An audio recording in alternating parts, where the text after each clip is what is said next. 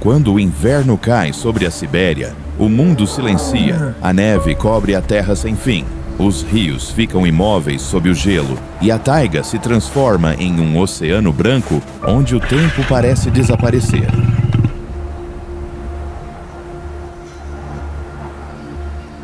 Neste cenário extremo, a beleza é tão implacável quanto fascinante. O frio não concede trégua, mas também não extingue a vida. Ele a transforma, a fortalece e a obriga a se adaptar.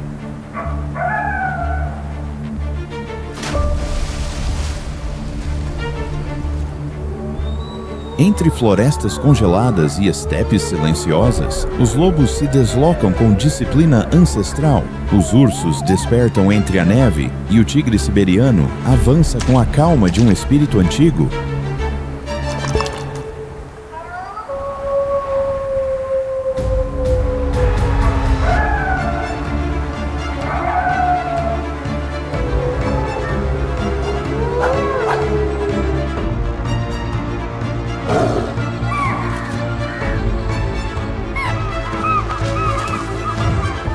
Bem-vindos à Sibéria Selvagem, o território dos predadores mais ferozes. Antes de começar, lembre-se de curtir o vídeo, se inscrever no canal e ativar o sininho das notificações. E conte pra gente de onde você está assistindo. Agora sim, vamos começar! A norte, o permafrost marca a sua fronteira, uma muralha de gelo. Enquanto a sul, a estepe asiática se estende até ao horizonte, como um domínio de sonhos infinitos. A Sibéria é tão vasta que ocupa quase 10% da superfície terrestre do planeta, uma maravilha arquitetônica do Criador.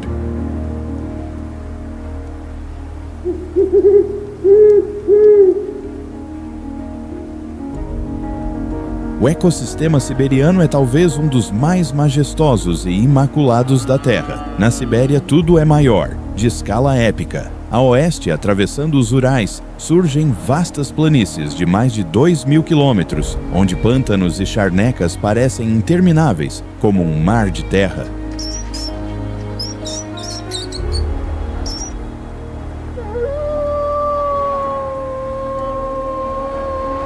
Depois, a taiga siberiana emerge com florestas densas do tamanho de um continente, onde as árvores sussurram histórias ancestrais. A leste, no extremo oriente russo, imponentes cadeias montanhosas com dezenas de vulcões ativos guardam a retaguarda deste majestoso reino, como protetores silenciosos da terra.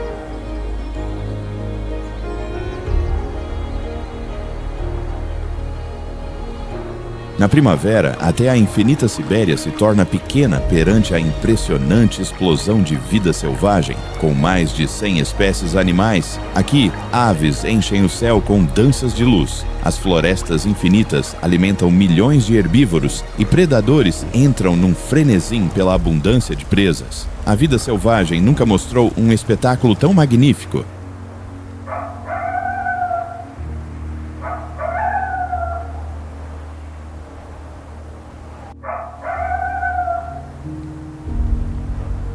Mas há um pequeno problema.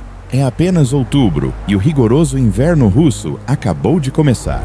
Durante os próximos 8 meses, a Sibéria mostra o seu lado mais duro e implacável, com temperaturas a atingir menos 68 graus Celsius.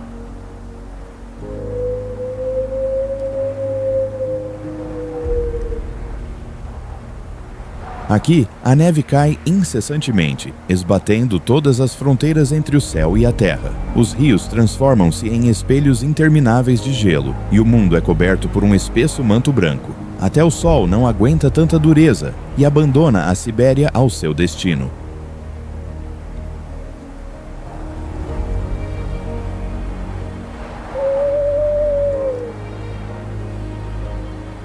No entanto, o que parece um inferno branco, a Mãe Natureza usa como tela para escrever as histórias mais maravilhosas da vida selvagem, um sopro da terra em todas as condições.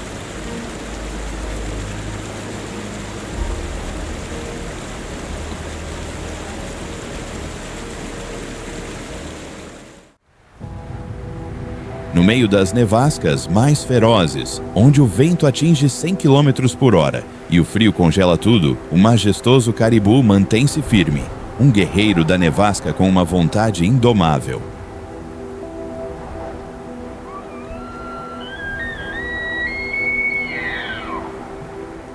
Com o seu pelo espesso a cobrir todo o corpo, o Caribou foi dotado de um casaco natural para resistir ao inverno mais rigoroso da vida selvagem. O tamanho impressionante do Caribou, pesando mais de 180 quilos e medindo 2 metros de altura, é ideal para armazenar gordura e reter calor neste inverno siberiano inóspito, um segredo de calor.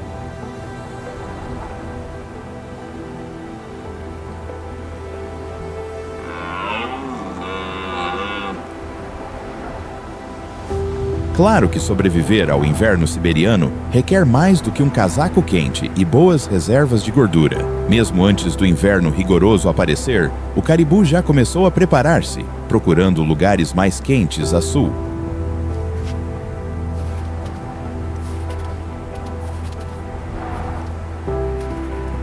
Com a imensidão da Sibéria à sua disposição, permanecer no Ártico gelado poderia ser uma sentença de morte. Comumente, estas migrações abrangem centenas de quilômetros em grupos de até milhares de indivíduos. Ao chegarem aos seus campos de inverno, os caribus viverão em manadas para se manterem aquecidos e se protegerem dos predadores, uma conexão invisível de unidade.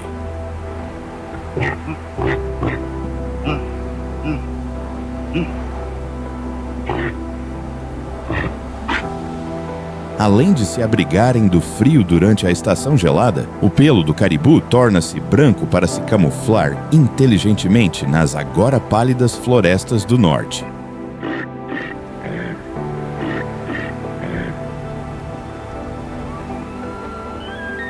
A vegetação densa das florestas siberianas ajuda a proteger contra ventos fortes e as toneladas de neve a cair.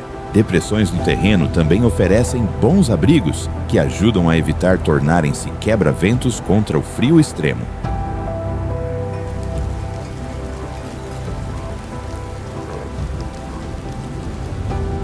Mas o caribou não pode simplesmente abrigar-se durante todo o inverno.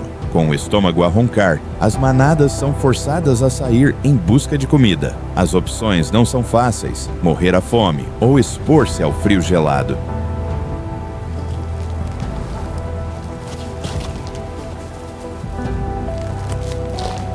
Sem outra opção, o caribou move-se pela paisagem branca, procurando erva, musgo abundante e saborosos líquenes. Graças aos seus grandes cascos, o caribou consegue mover-se suavemente sobre camadas de neve de até 1,5 metro de profundidade, um feito de destreza.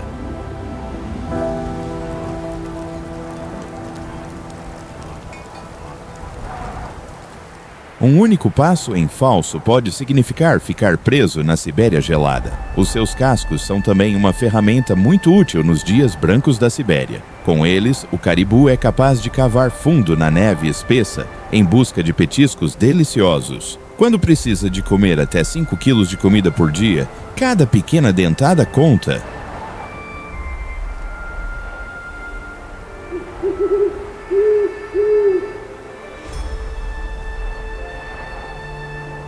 No entanto, como as condições climáticas não permitem esforço desperdiçado em escavações aleatórias, o caribou confia no seu extraordinário sentido de olfato para localizar possíveis fontes de alimento. Onde outros herbívoros apenas veem neve branca, o caribou cheira fungos nutritivos, uma iguaria neste ecossistema desolado, um milagre de instinto.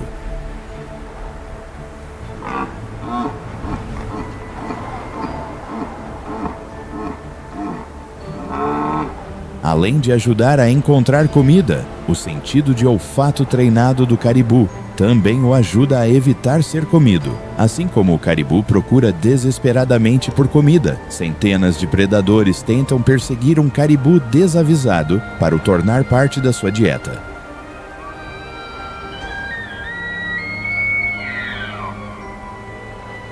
Caçar um caribou colossal, que pesa quase 200 quilos de carne, pode significar ter comida para todo o inverno. e garantir que vejam o nascer do sol na primavera, para evitar terminar a sua vida a satisfazer a fome dos grandes predadores siberianos, o caribu nunca baixa a guarda.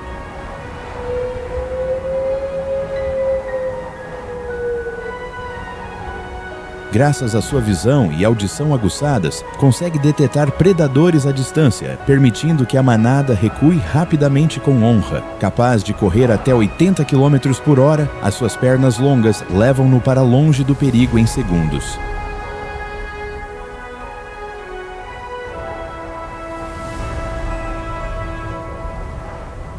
Por outro lado, num ambiente selvagem como a Sibéria, nem sempre é possível evitar problemas e às vezes é necessário enfrentar bravamente os tiranos da área. O caribu usa os seus chifres afiados de até 1,5 metro de comprimento para investir contra os predadores.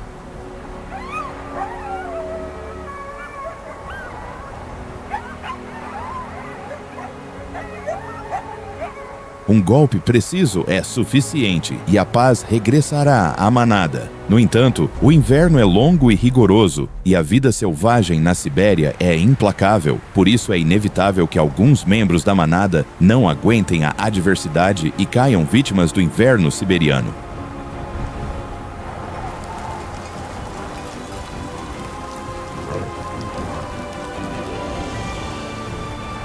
Muitos caribus, após um pequeno erro, ficam presos na neve profunda, que se transforma em areias movediças, e só a primavera os libertará, quando os necrófagos aproveitam o festim que o inverno lhes deixou.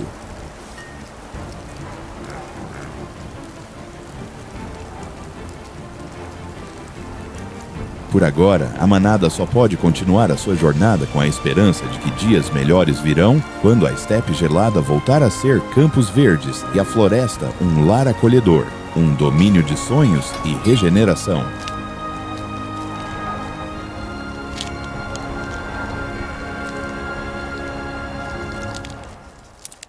Não muito longe de onde as manadas de caribus vivem na floresta, a própria realeza observa todo o espetáculo animal que acontece na neve. A águia real, numa demonstração de bravura e instinto de sobrevivência, não abandona o desafiante ecossistema siberiano e permanece apesar das duras condições de vida, um senhor do céu gelado com uma vontade indomável. Com uma envergadura de até 2 metros e a pesar mais de 4 quilos, a águia real não é de modo algum uma das pequenas aves que voam para sul quando o inverno russo ataca as florestas do norte.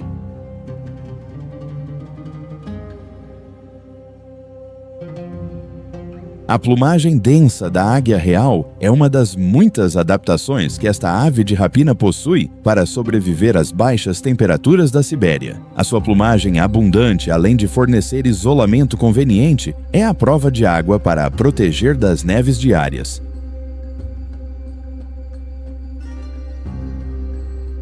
Por mais que neve, o estômago da águia real não pode parar de trabalhar no inverno. Então, ficar no conforto do seu abrigo não é uma opção. Com a sua visão aguçada, a águia real é capaz de avistar potenciais presas a uma distância de até 3 quilômetros. Isto num lugar onde o sol desapareceu para sempre é uma vantagem inigualável.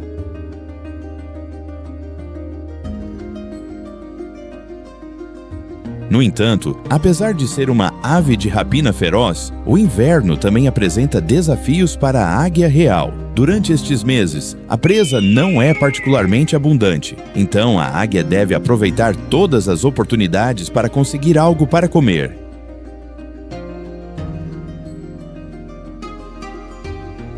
Adaptando-se à nova realidade do ambiente, a águia real procura presas mais pequenas, que lhe fornecem uma boa quantidade de nutrientes sem exigir muito esforço. Com a águia real a voar no céu, é melhor para coelhos, lebres e pequenos roedores esconderem-se, porque em questão de segundos podem passar de caminhar na planície fria a estarem presos nas longas garras da águia real a dezenas de metros do chão, uma dança aérea do predador. Depois de voar quilômetros em busca de uma refeição quente no meio das paisagens inóspitas, a águia real avista uma potencial presa. Assim que a tem na mira, a águia desce a mais de 200 km por hora. Comumente, a presa indefesa não pode fazer nada. A águia real agarra-a com as suas garras afiadas e mata-a com um golpe na nuca. Embora seja capaz de voar centenas de quilômetros por dia na primavera e no verão, no inverno, a águia real deve limitar o seu tempo de voo, pois as condições meteorológicas não são de todo favoráveis.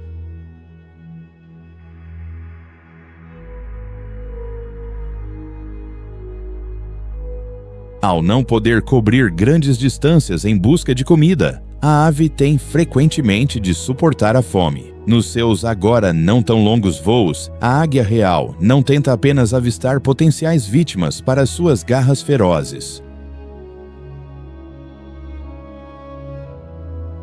Embora não seja uma excelente necrófaga, quando o inverno é rigoroso e a presa é escassa, até a realeza tem de se adaptar a comer o que está disponível. Então, os restos de grandes predadores terrestres não são uma má refeição para a águia real.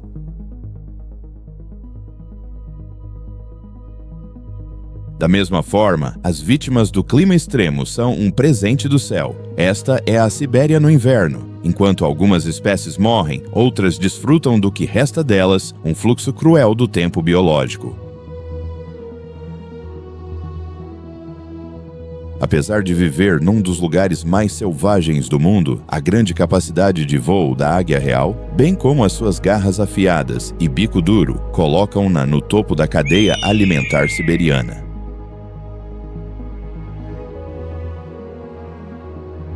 Embora, quando a primavera chegar, terá de defender o seu ninho da presença de intrusos, essa é outra história. E por agora, a águia só se concentra em sobreviver ao rigoroso inverno russo.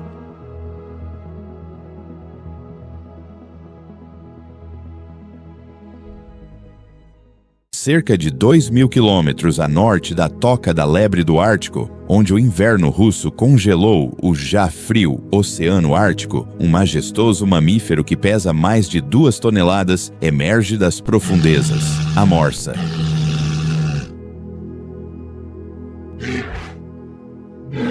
Enquanto outras espécies fugiriam das águas semicongeladas que guardam o norte, para a morsa, estes centenas de quilômetros de gelo à deriva são como um paraíso pessoal, um domínio de sonhos e liberdade.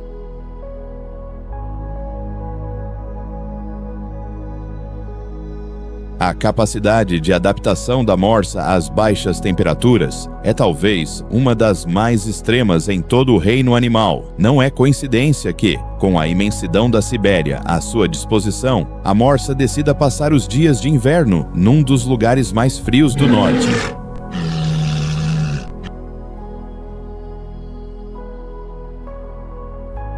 Para manter a temperatura corporal, a mãe natureza dotou a morsa de uma camada de gordura de até 15 centímetros de espessura. Nos dias mais duros do inverno siberiano, a morsa atinge uma proporção de gordura de 1/3 do seu peso corporal, permitindo-lhe manter-se aquecida independentemente das condições externas. Um segredo de calor milagroso.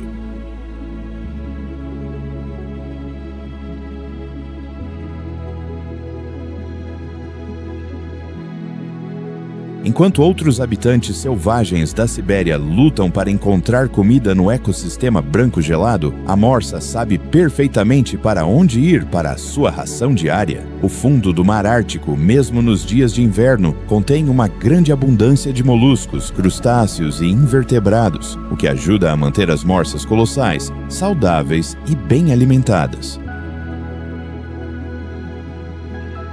Mas, é claro, este alimento não virá numa bandeja de prata para o conforto do seu abrigo no gelo. Todos os dias, a morsa mergulha até 90 metros nas águas escuras, remexendo o fundo do mar em busca de iguarias. Para localizar estes saborosos aglomerados de marisco nas profundezas, a morsa usa os seus bigodes sensíveis como detetores nestes mergulhos.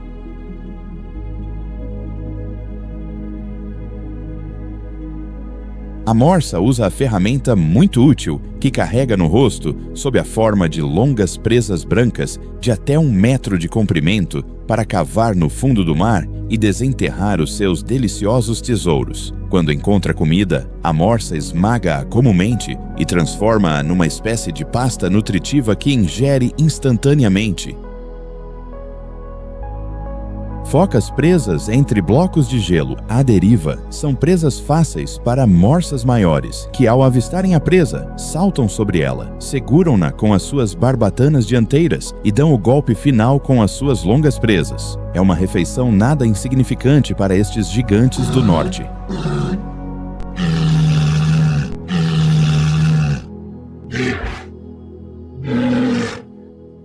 Mas remexer o fundo do mar e espetar focas em pânico não é a única coisa que a morsa faz com as suas úteis presas. No terreno gelado, estas presas funcionam muito bem como ganchos para sair da água, bem como para escalar terrenos íngremes.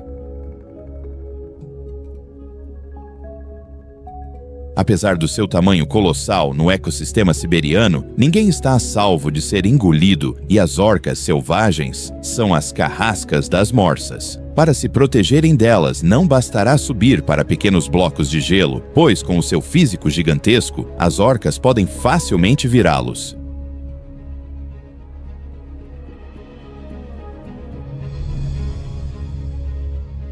Para escapar à voracidade das orcas, a morsa deve mover-se para áreas de terra mais altas, onde a camada de gelo é de vários metros de espessura e impede que estes golfinhos sedentos de sangue acedam às morsas aterrorizadas.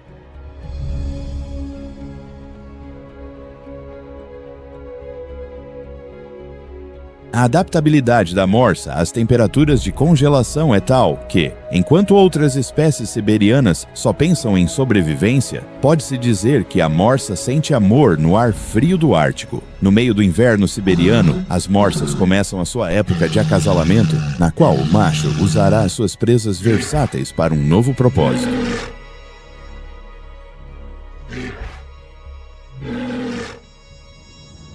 Durante a época de reprodução, estes gigantes lutam pelas fêmeas, investindo uns contra os outros com os seus grandes corpos e usando as suas presas como armas. Estas batalhas que abalam o gelo são o que decide quem terá o direito às fêmeas.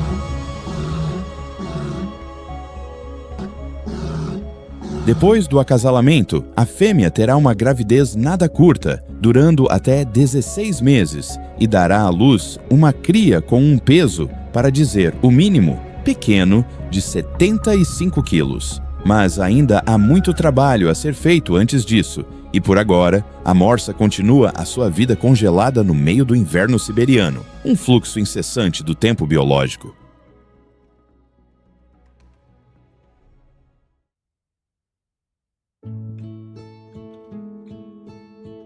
Embora a morsa se vanglorie das suas grandes presas como uma arma eficaz, a mordida mais temível em toda a Sibéria é encontrada a milhares de quilômetros a sul, no meio das florestas densas da taiga russa. Indomável, a caminhar entre as árvores e à espreita nas sombras, o tigre siberiano é o modelo perfeito de um predador nesta paisagem gelada, um senhor misterioso e alma poderosa da noite.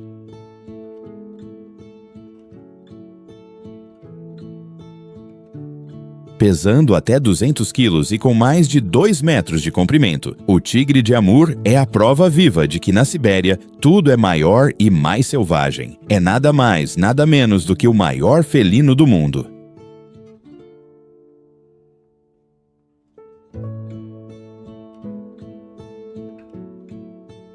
No inverno, o próprio clima siberiano dotou o tigre de Amur do seu tamanho colossal, forçando-o a adaptar-se. Durante estes meses gelados, o pelo do tigre siberiano pode atingir até 11 centímetros de comprimento, em algumas partes do corpo, o suficiente para resistir às condições negativas.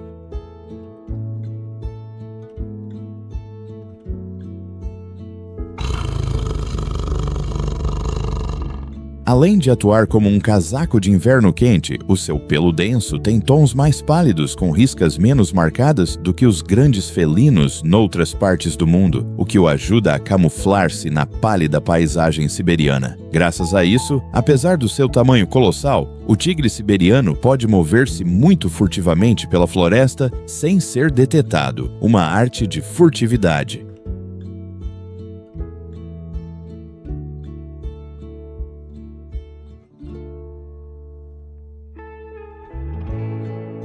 A vida do tigre siberiano é bastante solitária durante o longo inverno russo. Comumente percorre longas distâncias patrulhando o seu território, marcando as suas fronteiras com urina, fezes e arranhões nas árvores. Frequentemente, quando dois machos se encontram, os confrontos são inevitáveis, mesmo no meio desta paisagem gelada.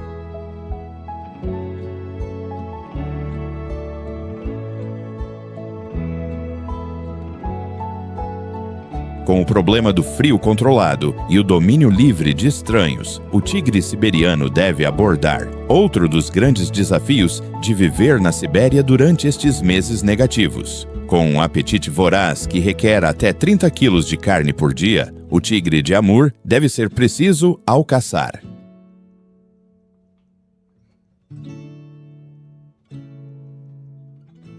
A sua posição no topo da cadeia alimentar siberiana é uma grande vantagem, já que, enquanto outros predadores veem as suas opções culinárias reduzidas, o tigre siberiano pode banquetear-se com quase tudo o que lhe aparece. Comumente, dada a sua grande necessidade de comida, grandes presas são a principal prioridade quando o tigre siberiano sai para caçar.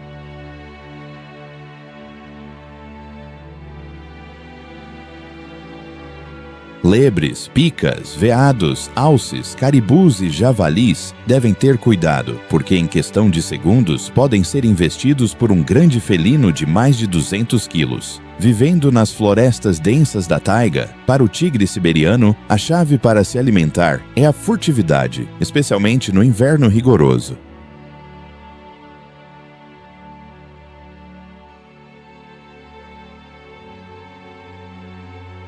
O tigre evita grandes perseguições e prefere emboscar a sua presa, saindo do nada para saltar diretamente para o pescoço da presa e subjugá-la com a sua mordida poderosa. O tigre de Bengala deve primeiro localizar a sua presa. Para isso, confia no seu sentido de olfato superior, bem como na sua visão extraordinária.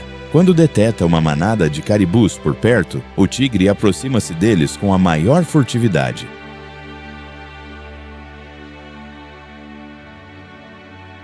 A estratégia do tigre é geralmente esperar pacientemente, escondido entre a vegetação, e saltar até 5 metros pelo ar diretamente para a sua vítima desavisada. O tigre siberiano geralmente dá o golpe final com uma mordida poderosa no pescoço. Se falhar o seu objetivo no primeiro ataque, o tigre siberiano não hesita em iniciar uma perseguição rápida, que quase certamente terminará com a ingestão de um saboroso pedaço de carne.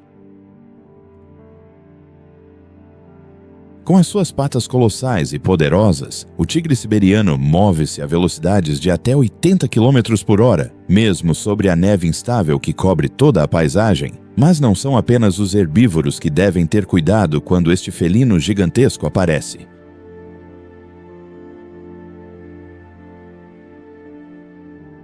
O estatuto de superpredador do tigre siberiano significa que até predadores acostumados a aterrorizar outras espécies se encontram na posição de presa, desde o colossal urso negro passando pelo lince selvagem até as temíveis alcateias de lobos. Todos podem acabar no menu do rei indiscutível das florestas siberianas.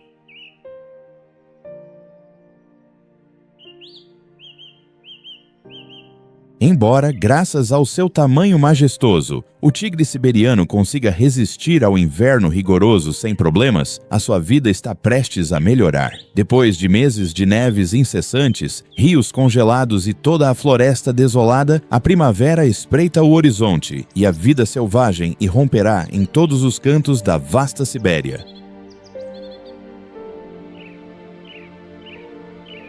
Para o tigre de Amur, Isto significa presa abundante e o início da época de acasalamento, na qual o macho terá o prazer de exibir os seus encantos para conquistar uma fêmea pronta a reproduzir-se.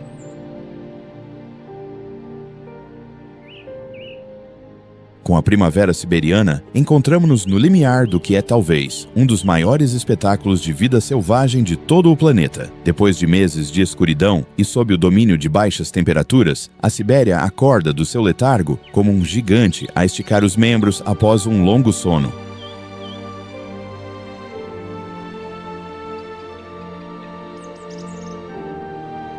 Pouco a pouco, tudo regressa ao que noutras partes do mundo poderia ser chamado de normal, mas aqui, com 9 meses de inverno rigoroso, é uma exceção. Com o aumento lento mas constante das temperaturas, a neve espessa derrete, revelando um exuberante manto verde que brota fortemente. Os rios anteriormente constrangidos pelo gelo cantam agora uma melodia de liberdade, enquanto os primeiros raios de sol tingem as florestas no horizonte de ouro. Milhares de pessoas que tiveram de fugir do frio começam a regressar. Aves migratórias enchem o céu, preenchendo o ar com os seus cânticos, anunciando a chegada de uma nova realidade na Sibéria selvagem. Esta é talvez a maior manifestação de vida selvagem jamais vista nesta região, onde o mundo selvagem, desafiando todas as previsões, mal estava a sobreviver. Agora é um paraíso na Terra, onde o milagre da vida se manifesta em cada canto.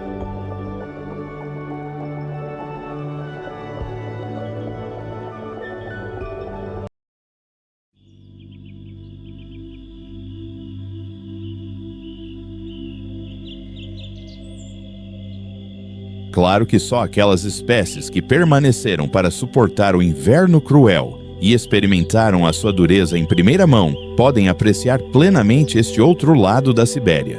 Entre esses sobreviventes, na orla das florestas boreais e das vastas estepes, está o tetras comum.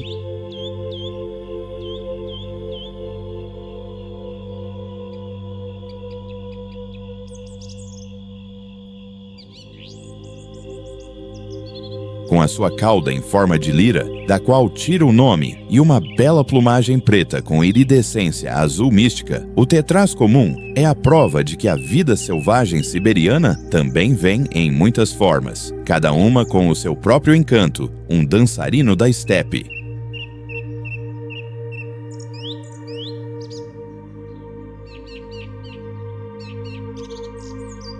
Quando a primavera chega, o tetras comum já desenvolveu uma crista vermelha brilhante e marcante sobre os olhos, que usa para vários fins na sua vida diária.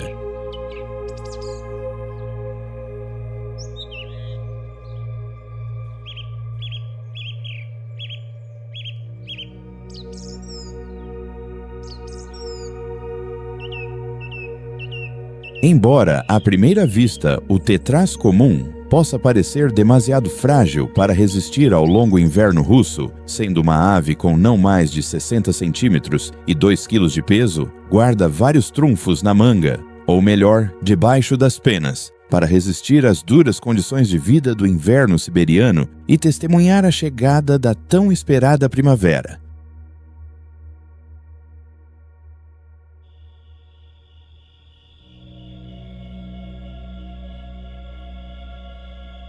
Depois de passar meses empoleirado em grandes bandos no topo das árvores, alimentando-se apenas de agulhas de coníferas, os tetrases comuns estão ansiosos para desfrutar da nova e exuberante primavera no seu canto siberiano.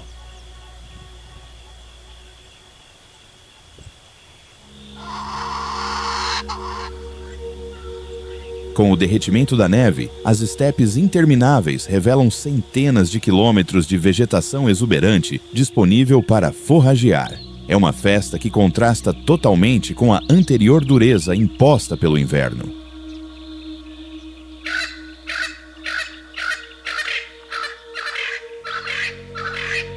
Com a Sibéria a mostrar o seu lado mais fértil, a dieta do tetras comum diversifica-se com bagas, rebentos, caules e arbustos. Ao contrário das aves migratórias que regressam após jornadas de milhares de quilômetros, o tetraz comum é bastante sedentário.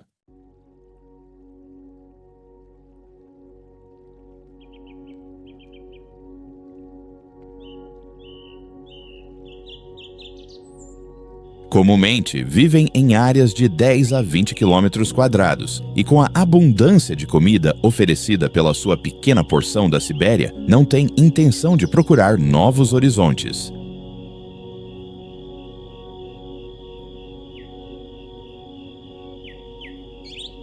Durante o dia, o tetraz comum passará longas horas a remexer a vegetação, ingerindo todo tipo de iguarias deixadas pela neve. Ao cair da noite sobre a estepe, o tetraz comum voa comumente para árvores próximas para se abrigar de possíveis predadores. Essa é a grande vantagem de viver mesmo na fronteira entre as densas florestas boreais e a agora prolífica estepe.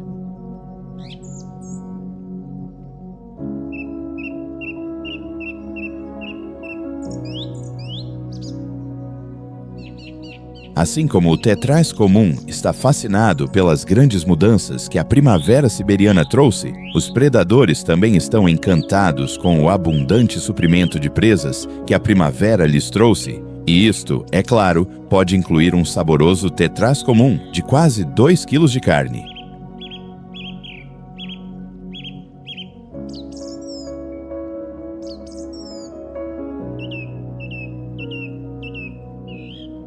Espécies como a águia real, a raposa ou o javali terão o prazer de adicionar o tetraz comum ao seu menu, então estas aves devem estar atentas a qualquer movimento que pareça suspeito.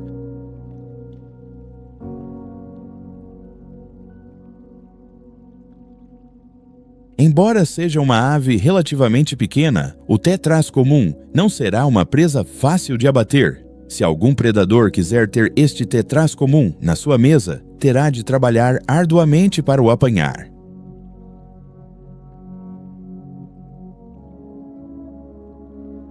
Quando uma ameaça se aproxima perigosamente do tetraz comum, ele, fiel à sua natureza de ave, bate as asas e voa uma curta distância, a baixa altitude para escapar ao perigo.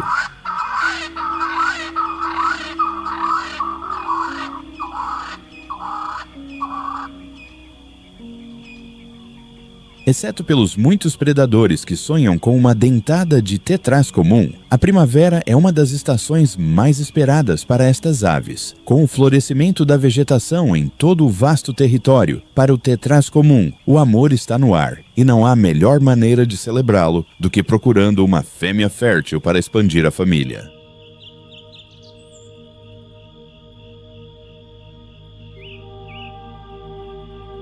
O ritual de acasalamento do tetraz comum é verdadeiramente fascinante. Tudo começa ao amanhecer, quando os machos chegam às áreas de acasalamento conhecidas como leques. Nestes locais, até 200 indivíduos podem reunir-se para competir por fêmeas dispostas a acasalar. Os machos exibem a sua vitalidade ao espalharem as suas caudas em forma de lira e cantarem melodiosas canções na forma de arrulhos e murmúrios prolongados, uma sinfonia de amor.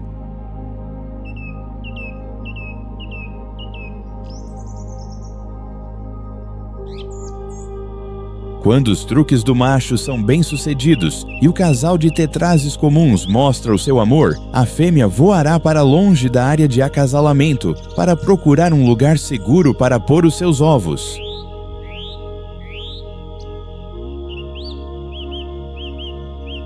Comumente, o ninho é um buraco escavado num local com vegetação alta, ou ao pé de uma árvore. Como o macho já partiu, desresponsabilizando-se da paternidade, a fêmea deve construir o ninho sozinha, equipando-o com ramos, erva e folhas, e depois pondo 6 a 11 ovos.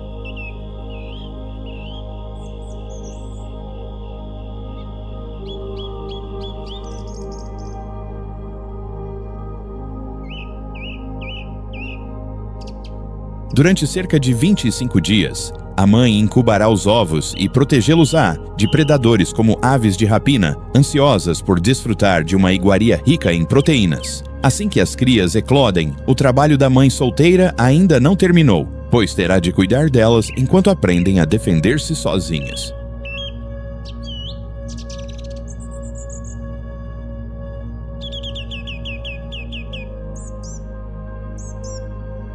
Aos 14 dias de idade, as crias já podem fazer voos curtos e acompanhar a fêmea nos seus passeios, forrageando na vegetação. Uma das primeiras lições que devem aprender é a desfrutar plenamente da primavera, porque a Sibéria nem sempre é tão generosa para com elas.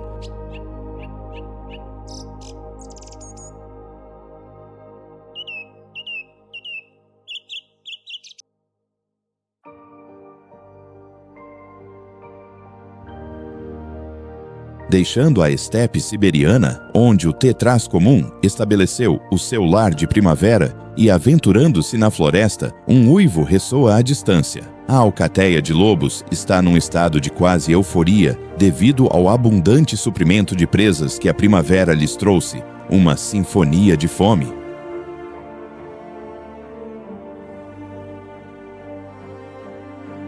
As dificuldades do inverno são apenas uma memória distante e os lobos começam a mudar o seu pelo espesso de inverno por um traje mais fresco, apropriado para o clima mais ameno. Ao amanhecer e ao anoitecer, as alcateias semeiam o terror entre os habitantes da floresta, avançando coordenadamente com fome descontrolada.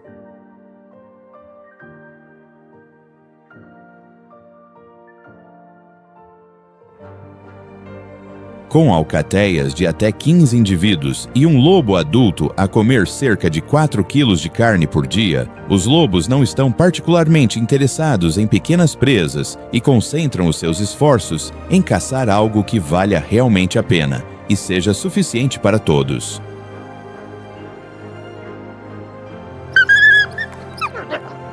Na mira destes canídeos selvagens estão espécies como veados, alces, javalis e bois almiscarados, especialmente com a abundância que a primavera trouxe. Pequenas presas como lebres, picas e, por que não, tetrazes comuns são menos comuns.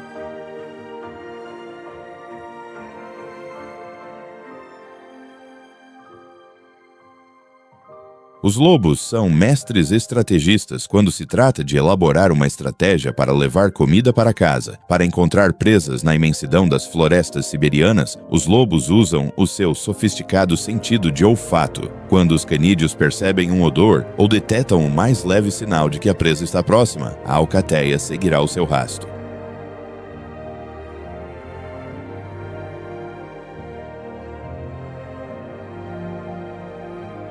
Graças à sua extraordinária visão noturna, em caçadas noturnas, a alcateia não tem problemas em localizar a presa. Ao caçar, os lobos têm diferentes estratégias, que usarão dependendo do tamanho da presa, das condições do terreno e da localização da alcateia.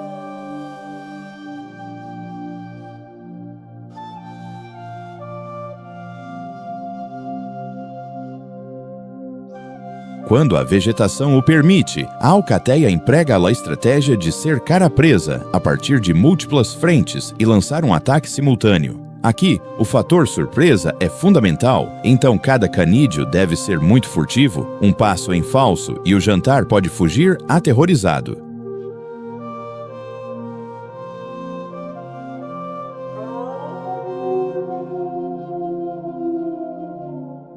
Se para mamíferos como o caribu, defender-se contra um grande lobo cinzento já é um desafio, fazê-lo contra uma alcateia inteira é quase impossível.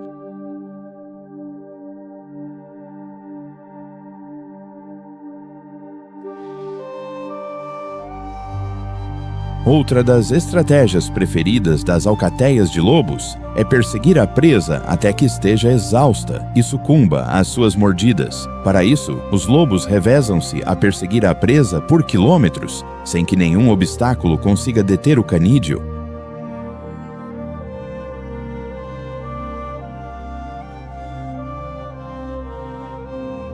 Após uma perseguição muito longa, o fim é quase sempre o mesmo. A presa cai de exaustão e é rapidamente apanhada por um lobo, que desfere o primeiro golpe. Após mal alguns minutos, toda a alcateia se junta ao festim. Embora seja uma força letal e coordenada ao caçar, os lobos nunca recusarão uma refeição fácil.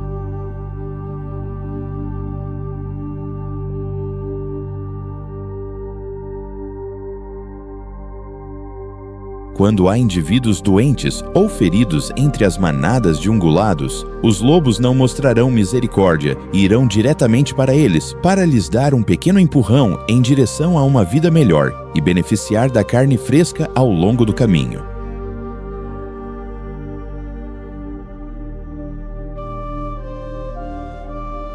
Falando em carne fresca, graças ao derretimento da neve devido à chegada da primavera, as vítimas presas sob as camadas espessas de neve tornam-se nutritivos restos de carcaças para as alcateias.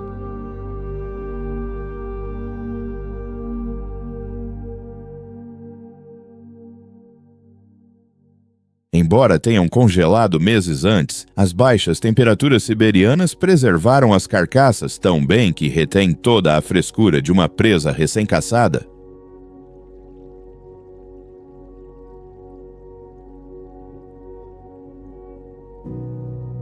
A sobrevivência bem-sucedida da alcateia, num lugar tão rigoroso como a Sibéria, deve-se, entre outros fatores, à sua hierarquia complexa, onde cada membro da alcateia sabe o seu lugar e as tarefas a cumprir.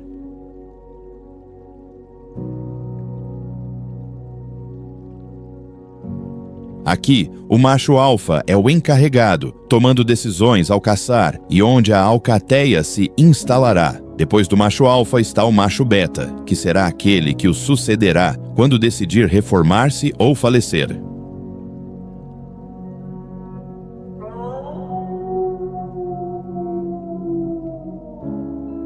E, finalmente, estão os indivíduos de baixa e média classificação, comumente lobos jovens adultos e lobos recentemente incorporados na alcateia. Como o macho alfa ocupa uma posição de poder com privilégios bastante apelativos, a sua posição é frequentemente cobiçada por outros machos para um golpe de estado.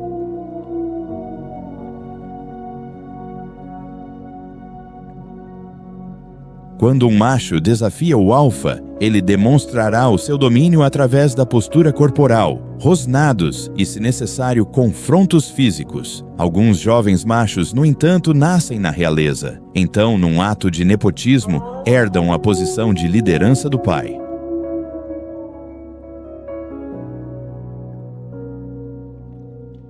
Embora seja um grande privilégio, ao mesmo tempo vem com uma importante responsabilidade, pois o líder deve garantir o bem-estar da alcateia. Por agora, com a chegada do verão na Sibéria, a alcateia ainda vive numa ilusão dourada com abundante suprimento de presas e um clima amigável.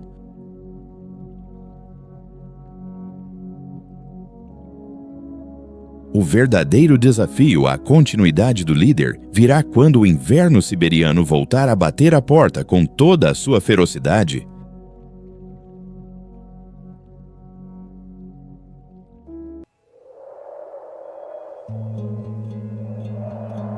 Enquanto os lobos optam por viver em alcateias densas e bem organizadas nas profundezas das florestas siberianas, outro predador prefere levar uma vida solitária a vaguear pelas altas encostas do sul da Sibéria. Ali, no meio de uma paisagem rochosa, árida, onde a vida animal parece quase impossível, a cerca de 3.000 metros acima do nível do mar, está o temível leopardo das neves.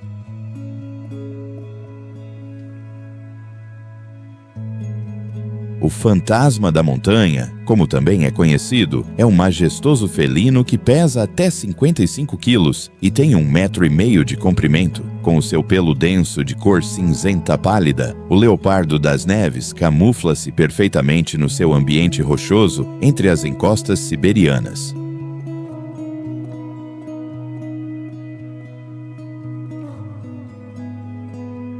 É altamente provável que a imensidão da Sibéria seja um dos poucos lugares no mundo que pode abrigar a majestade deste felino selvagem, pois, tradicionalmente, um único macho domina um território de até 1.000 quilômetros quadrados.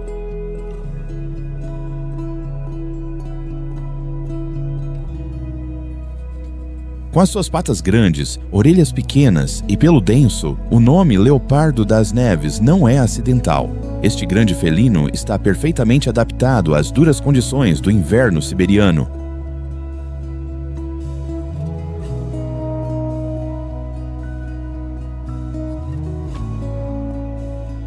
Agora, o problema é que os dias gelados da Sibéria cessaram temporariamente e o verão chegou a todas as partes deste paraíso terrestre, ou quase. Para manter o seu estilo de vida frio e solitário, o leopardo das neves vive em áreas muito altas, onde as baixas temperaturas não são um desafio de sobrevivência, mas uma constante.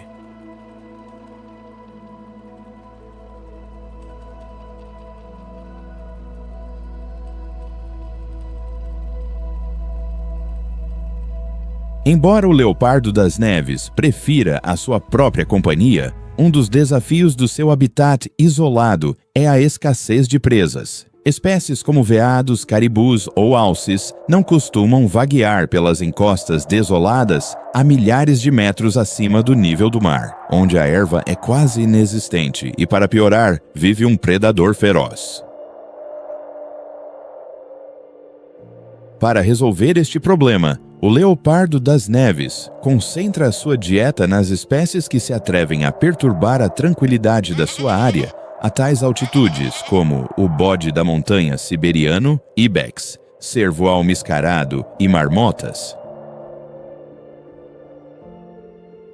Dada a condição isolada do seu habitat, longe das manadas despreocupadas de herbívoros, o leopardo das neves deve ser preciso ao avistar uma potencial presa. Falhar uma caçada pode significar desperdiçar energia e acabar com o estômago vazio.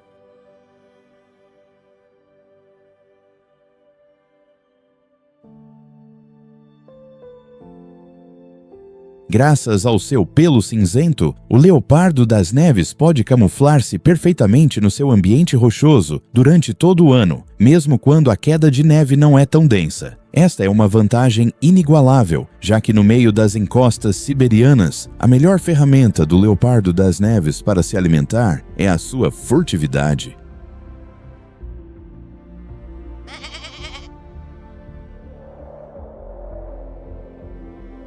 Depois de ter posto os olhos numa potencial presa, o leopardo das neves aproxima-se muito lentamente, tentando não chamar a atenção. A chave é a furtividade e a paciência. Comumente, uma posição elevada é o lugar perfeito para espreitar o seu futuro jantar.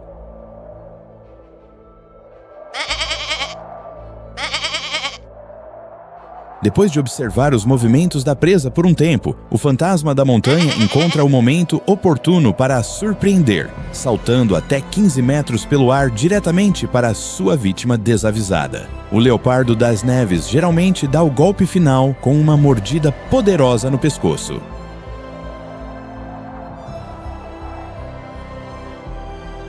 Embora emboscar a sua presa saltando sobre ela seja a sua tática favorita para a sua alimentação diária, o leopardo das neves não hesita em iniciar perseguições rápidas no meio do terreno íngreme. Com as suas patas poderosas, além de fazer saltos impressionantes, o leopardo das neves atinge velocidades de até 88 km por hora. Então, por mais rápido que a presa corra, mais cedo ou mais tarde o leopardo irá apanhá-la.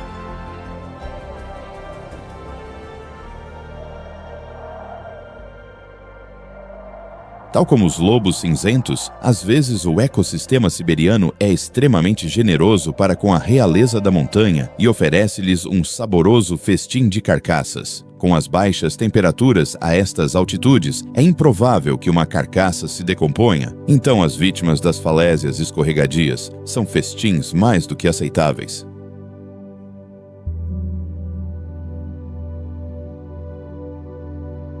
Com o estômago cheio, o leopardo das neves, como todo rei, tem o seu temperamento e não tolerará estranhos a invadir o seu domínio, pelo menos não sem luta. O leopardo das neves é extremamente territorial e, quando se encontra com um congênere, comumente não é de todo amigável.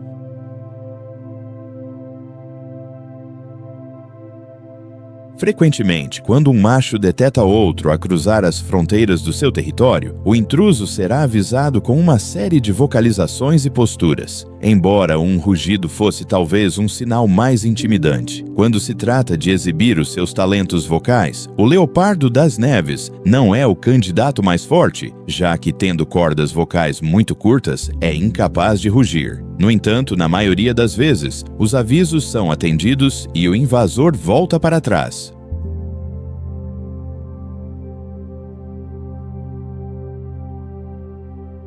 Com toda a imensidão da Sibéria à sua disposição, por que começar um duelo entre gigantes, onde um dos dois provavelmente morrerá? No entanto, às vezes, os avisos caem em ouvidos moucos, especialmente quando uma fêmea fértil está em jogo ou um grande felino procura expandir o seu território sem disfarces. Quando isso acontece, apenas as colossais montanhas siberianas são testemunhas de uma batalha selvagem de vida ou morte.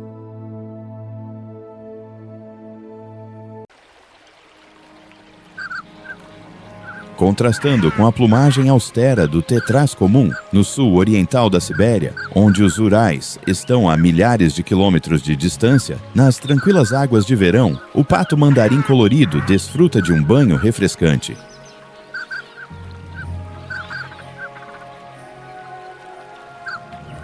Enquanto a majestosa Sibéria é o lar de gigantes selvagens como a morsa ou o tigre de Amur, é também o habitat confortável do pequeno pato mandarim, uma das aves aquáticas mais pequenas do mundo. Pesando apenas 450 gramas e com uma envergadura de não mais de 75 centímetros, o pato mandarim prova que a vida selvagem siberiana também vem em muitas formas pequenas, que, é claro, ainda são muito impressionantes, uma alma colorida das águas do rio.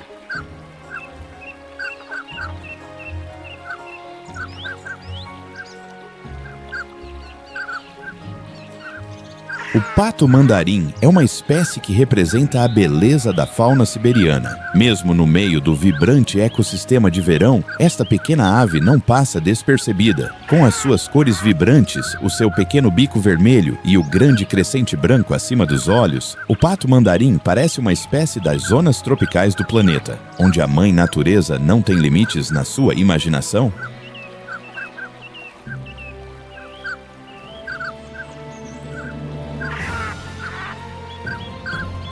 O peito do pato mandarim combina tons roxos e brancos com flancos vermelhos e penas alaranjadas, dando-lhe uma aparência única mesmo num lugar tão cheio de vida como a Sibéria. Embora não menos bonita, a fêmea desta espécie não tem tanta sorte em termos da coloração da sua plumagem, exibindo tons cinzentos e lilazes em todo o corpo. O dimorfismo sexual é tal que parecem espécies completamente diferentes.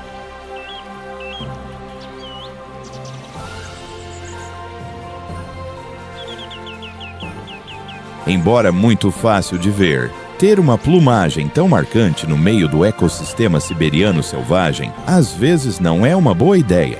Há sempre um ou dois predadores que querem fazer do pato mandarim parte da sua dieta. Então, ele não deve baixar a guarda durante as suas longas jornadas pela água.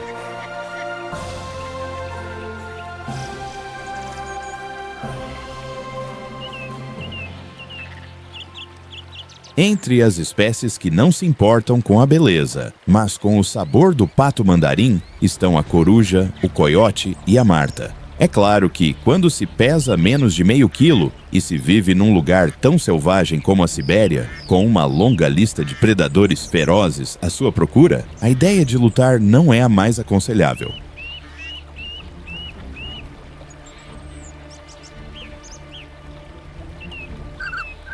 O pato mandarim, sabendo que a mãe natureza foi generosa com a sua aparência, mas não com as suas habilidades de combate, assim que se sente ameaçado, optará pelo caminho fácil de fugir a toda a velocidade.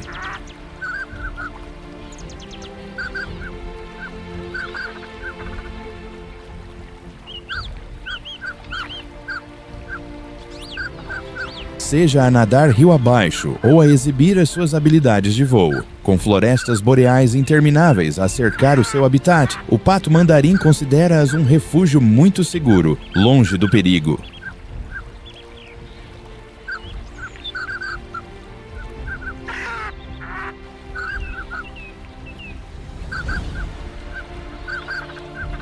Com o problema não pequeno de escapar ao radar de predadores selvagens sob controle, o pato-mandarim forrageia agora sem preocupações. Uma das chaves para a sobrevivência desta pequena ave, num ecossistema tão implacável como a Sibéria, reside na sua capacidade de adaptar a sua dieta.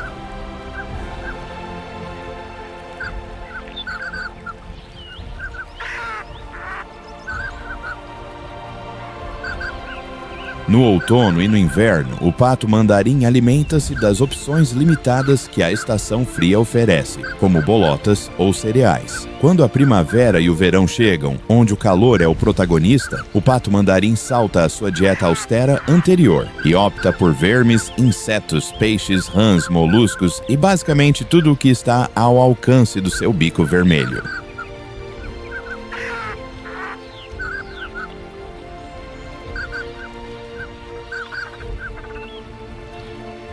No entanto, com uma aparência tão marcante, é melhor sair para forragear de manhã cedo e regressar à relativa segurança das árvores e da vegetação densa o mais rápido possível.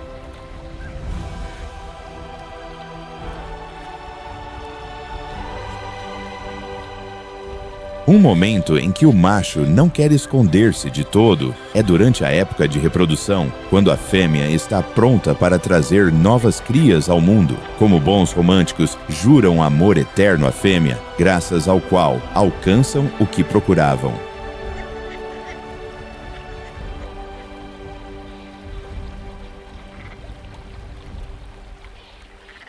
Depois do acasalamento, com entre 9 e 12 crias a caminho, a fêmea faz algo bastante peculiar e pratica o parasitismo de ninhada, ou seja, deixa alguns dos seus ovos escondidos nos ninhos de outras fêmeas para que estas os criem, reduzindo assim os custos de criação. Embora muito pouco aceite, esta técnica rende claramente resultados. Cada ovo noutro ninho significa menos uma boca para alimentar para a fêmea?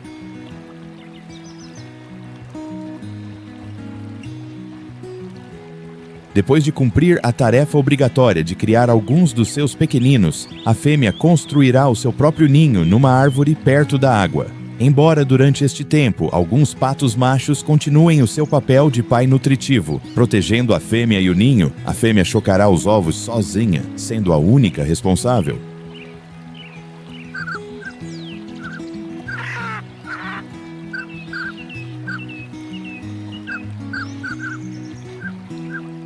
Embora o macho lhe tivesse jurado que estaria sempre com ela, com tantas crias a caminho, o macho não aguenta a pressão e parte pouco antes de os pequeninos nascerem. Assim, a mãe solteira cuidará de criar a sua numerosa família. E como o tempo corre depressa, é melhor que os pequeninos aprendam rapidamente, pois as folhas começam a cair das árvores, anunciando a chegada do outono, e com ele, tudo começa a arrefecer novamente.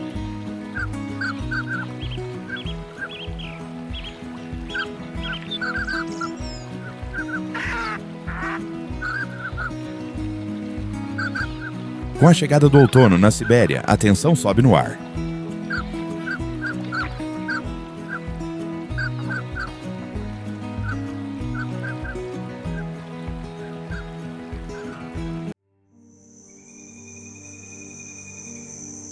A ligeira queda nas temperaturas traz consigo memórias desagradáveis do inverno passado. Enquanto a maioria das espécies tenta desfrutar dos últimos dias de temperaturas humanitárias na vasta Sibéria, algumas já começaram a preparar-se para o inverno. É o caso do muito planeador esquilo siberiano, uma alma de frugalidade.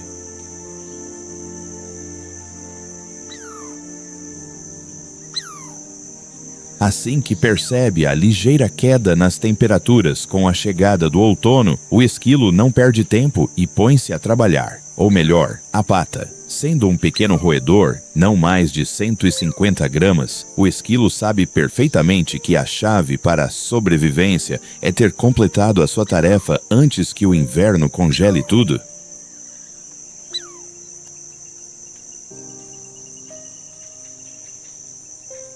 A primeira coisa a garantir que não passa o inverno ao ar livre, o que, claro, significaria uma morte congelada para esta pequena espécie, é construir uma casa aconchegante que o proteja do frio extremo. Embora haja uma abundância de árvores nas florestas boreais intermináveis, O esquilo prefere manter as suas patas no chão, ou melhor, subterrâneas. Graças às suas garras poderosas, o esquilo não tem problemas em cavar e construir o seu retiro de inverno não tão modesto.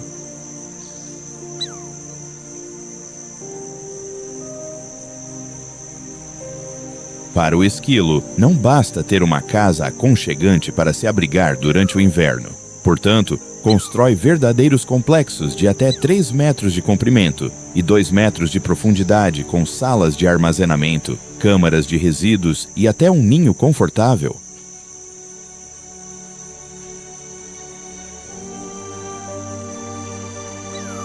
É claro que, quando se tem uma casa tão bem equipada para o inverno, pode ser a inveja da vizinhança. Então o esquilo deve ter cuidado para não permitir que nenhum intruso se aproxime demais para espiar a sua construção quase terminada. Para isso, o esquilo marca o seu território com urina e glândulas nas bochechas.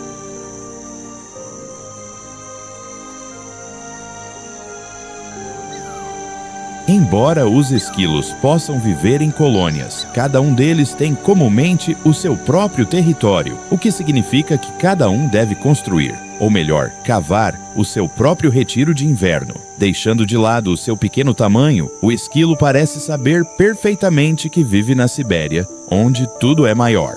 Portanto, cada indivíduo pode reivindicar um vasto território de até 3.000 metros quadrados como seu.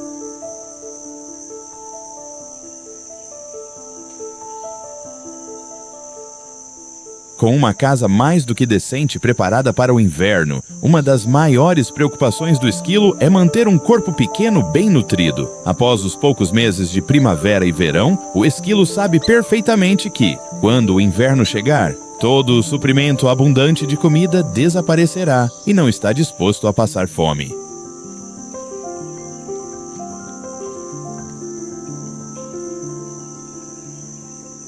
Para resolver este problema, no outono, o esquilo propõe-se a aumentar a sua percentagem de gordura corporal ao máximo, deixando de lado qualquer esperança de uma figura esguia. No entanto, isso não será suficiente para resistir aos próximos 8 meses de inverno.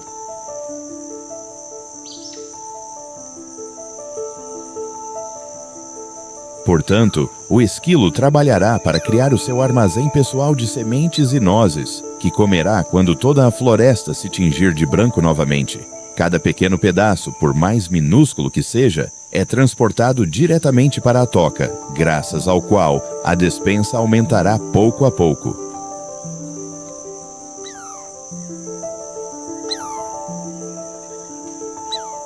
Com uma toca aconchegante e um armazém de comida grande o suficiente, o esquilo pode relaxar um pouco durante os últimos dias de outono e até, por que não, procurar um parceiro para se aninhar durante aqueles longos dias de inverno. Embora a época de acasalamento comece após o longo inverno, é melhor passar todo esse tempo com companhia do que sozinho.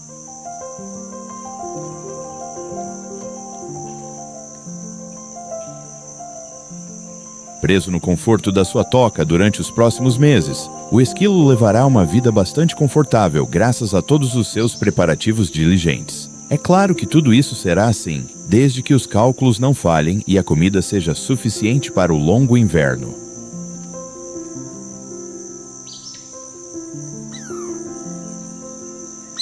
Quando o esquilo vê a luz do sol pela última vez em muito tempo, o maior medo de inúmeras espécies selvagens torna-se realidade. A mãe natureza decidiu acabar com a trégua e o inverno siberiano mergulha mais uma vez o que era apenas algumas semanas antes, um ecossistema vibrante num letargo interminável.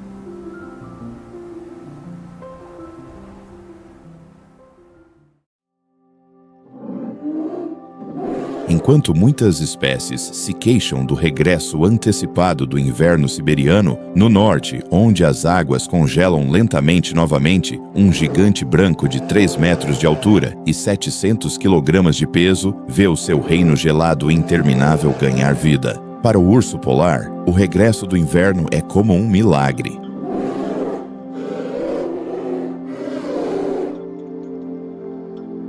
A costa norte da Sibéria congela mais uma vez, criando milhares de quilômetros de gelo, onde o urso selvagem se moverá em busca de comida. Após um verão cheio de privações para o urso polar após o degelo, o inverno trará muitas surpresas.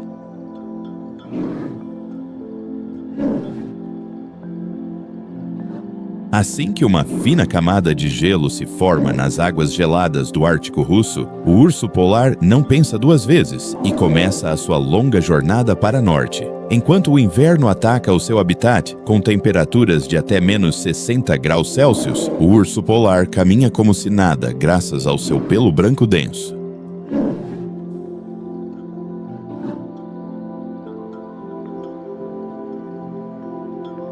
Por baixo desta abundante camada de pelo, o urso polar possui uma grande quantidade de gordura que lhe garante um casaco perfeito para os meses frios e longos que se avizinham. Enquanto a maioria das espécies animais considera o inverno siberiano branco como uma estação de escassez.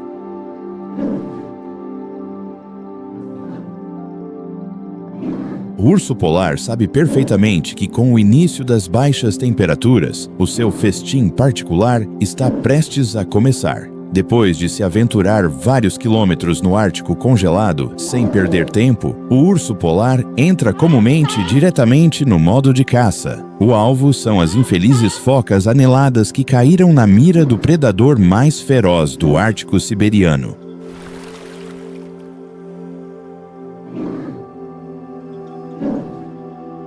Múltiplos fatores tornam a caça à foca uma tarefa difícil, como a capacidade das focas de mergulhar rapidamente e as duras condições meteorológicas. Apesar disso, o urso polar tem alguns truques na manga e não hesitará em usá-los para capturar presas tão grandes como uma foca.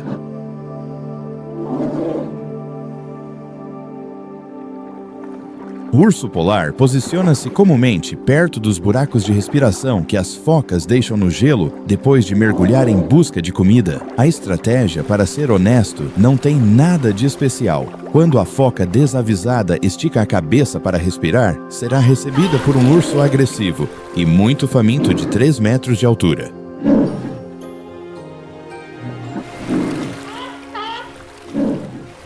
Outro dos lugares onde o urso polar costumava posicionar-se para caçar focas é na borda dos blocos de gelo, onde podia avistar a presa a nadar e esperar que saísse da água para a surpreender. Se não tivesse sorte a caçar a partir do relativo conforto do gelo, o urso polar não tinha impedimento em lançar-se nas águas geladas para trazer a comida para casa ele próprio.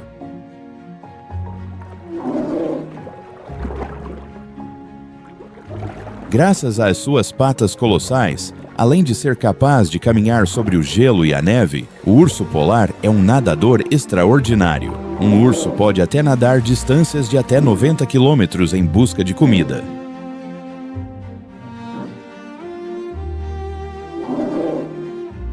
Mas não são apenas as focas que devem ter cuidado quando o urso polar sai para caçar. Com um apetite voraz capaz de engolir até 40 quilos de carne por dia, o urso polar é o terror das aves aquáticas, mariscos, peixes e até as morsas colossais podem acabar no seu menu.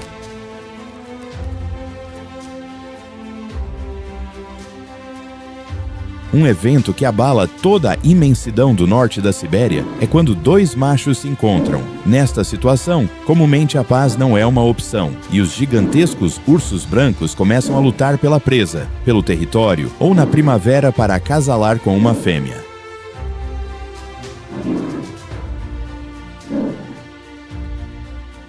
Embora seja uma espécie mais do que adaptada às temperaturas de congelação do norte da Sibéria, quando o rigoroso inverno russo ataca com as suas nevascas incessantes, o urso polar não tem outra escolha senão cavar um pequeno buraco para se abrigar.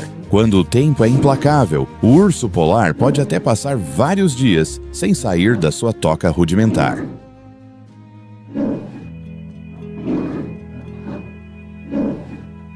É claro que a definição de bom tempo para o urso polar é bastante diferente da de outras espécies selvagens siberianas, e com centenas de focas a vaguear, ficar em casa não é a melhor decisão, e ainda menos quando se sabe que se deve aproveitar ao máximo o inverno, porque o verão virá com os seus próprios desafios.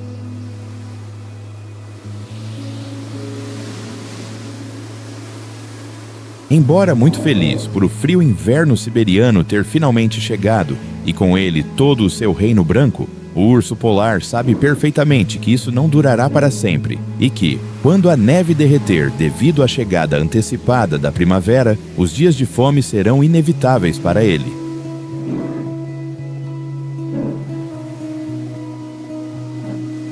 Enquanto a maioria dos animais siberianos celebra o fim do inverno, para este rei branco, pode até significar uma sentença de morte. Devido ao aquecimento global, os invernos tornam-se menos previsíveis a cada ano. Então, quando a água derrete, o urso polar não sabe ao certo quando o seu paraíso gelado regressará.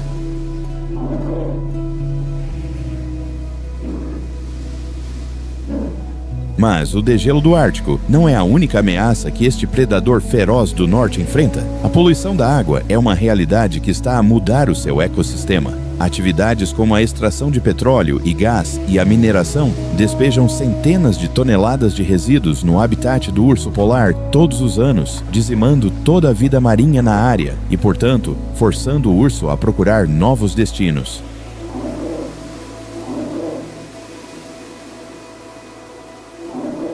A caça furtiva desta espécie é outro dos desafios para estes gigantes siberianos. Esta atividade mata cerca de 200 indivíduos por ano. Com aproximadamente 26 mil ursos polares restantes na Sibéria, esta espécie pode ter um destino já selado na Sibéria.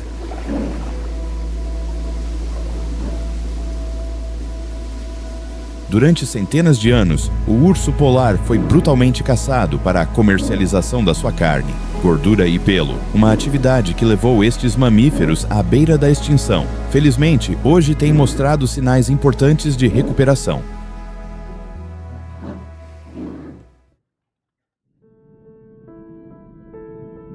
Uma espécie selvagem que infelizmente está em sério perigo de extinção é a majestosa tartaruga de pente. Estes répteis fascinantes foram devastados pelo consumo da sua carne, bem como pelo uso das suas conchas para fins ornamentais.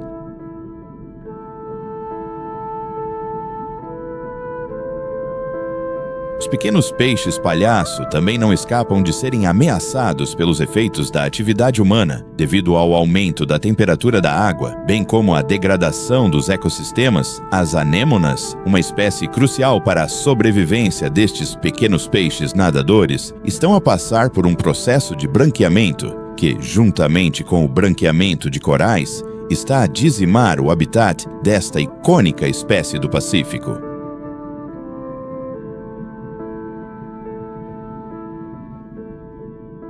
Nem mesmo os predadores mais poderosos do mar escapam de serem ameaçados pela influência humana nestas águas. Todos os anos, milhares de cetáceos, incluindo orcas, morrem acidentalmente ao ficarem presos em redes de pesca industrial, uma atividade que causa sérios danos aos ecossistemas marinhos.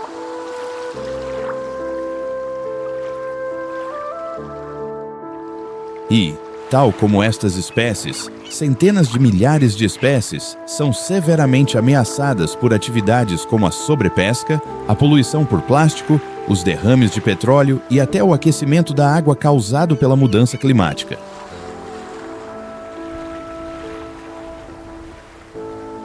A boa notícia é que ainda vamos a tempo de reverter esta situação desafiadora para a vida selvagem do Pacífico através de uma gestão mais responsável dos recursos marinhos e de políticas que limitem o despejo de resíduos no mar. Podemos melhorar a qualidade de vida das espécies marinhas, salvando-as da extinção certa.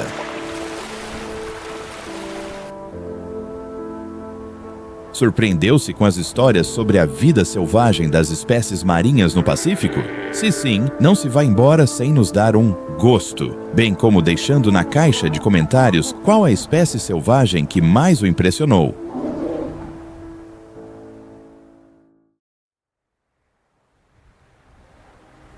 A Sibéria nunca foi uma terra fácil de habitar. Durante dezenas de milhares de anos, desafiou todas as criaturas com o seu frio extremo, as suas sombras profundas e a sua escassez implacável. No entanto, precisamente nessas condições extremas, a natureza forjou mestres perfeitos de sobrevivência, desde o furtivo tigre de Amur na taiga, o lobo estratégico na estepe, até ao urso polar, o rei branco do gelo eterno.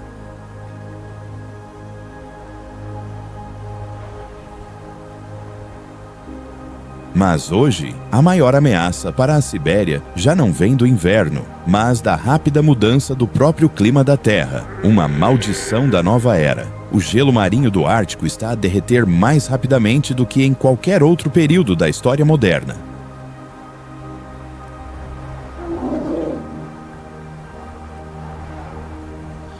Para o urso polar, cada dia que o gelo derrete não é apenas uma perda de território, mas o desaparecimento do próprio fundamento da sua sobrevivência. Um lugar para caçar focas, um lugar para descansar, um lugar para criar a próxima geração, um fluxo de tempo biológico que está a quebrar. À medida que os invernos se tornam mais curtos e imprevisíveis, até o predador mais perfeito começa a perder a sua vantagem.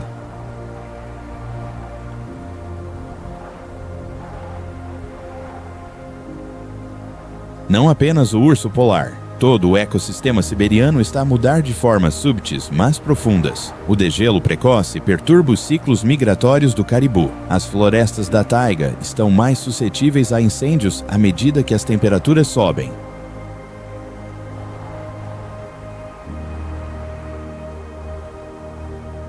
Águias, lobos e herbívoros são forçados a adaptar-se a um novo ritmo ecológico, mais rápido, mais instável e mais frágil.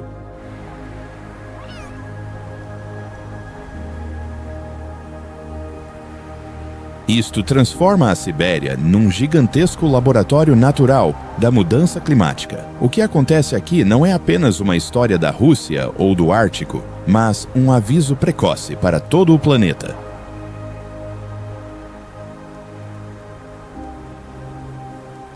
No entanto, a ciência também nos oferece esperança. Programas de conservação, gestão florestal sustentável, reservas ecológicas e estratégias ESG estão a provar que os humanos podem desenvolver-se sem destruir. Quando os ecossistemas são protegidos, a natureza tem uma capacidade de resiliência muito maior do que imaginamos.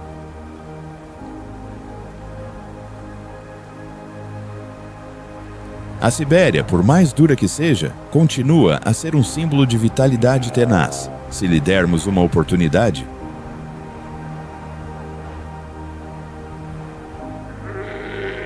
Educação não é apenas recontar histórias da vida selvagem, mas ajudar-nos a compreender por que é que essas histórias merecem ser protegidas. Cada compreensão correta é um pequeno passo em direção a um futuro mais sustentável, onde a natureza e o ser humano não se confrontam, mas coexistem numa conexão invisível de vida.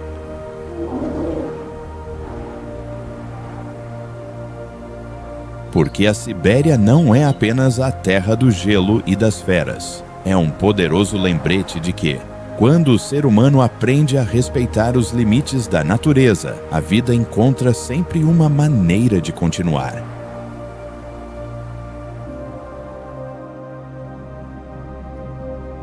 Se quiser seguir os nossos próximos vídeos, não se esqueça de subscrever o nosso canal e clicar no sino de notificação, para que esteja sempre a par dos nossos vídeos mais recentes. Se estiver interessado em que mais pessoas saibam sobre estas majestosas criaturas que atravessam as águas do Pacífico, pode também partilhar este vídeo com os seus amigos.